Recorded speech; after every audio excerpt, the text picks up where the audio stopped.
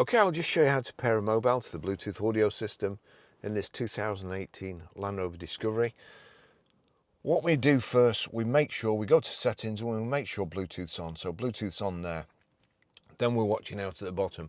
But from the home screen, I'll just show you. So it's on navigation there. We want to go to the home screen. We just click the picture of the house and you see their phone, tap to connect phone. Now, there's also another way, more difficult to get to, but you just slide that across there till you get to Bluetooth. Click Bluetooth, pair new device. That's essentially the screen you come to before, but at least you know now. Use your device to search for Landrover Discovery.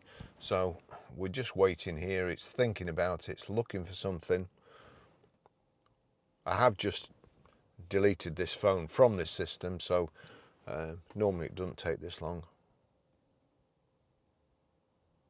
There you go, Landrover Discovery. So we'll click on that. Watch out over here.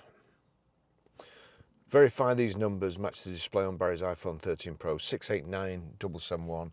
They do, so we click pair and then we click yes there. Allow contacts and favorites to sync. Allow.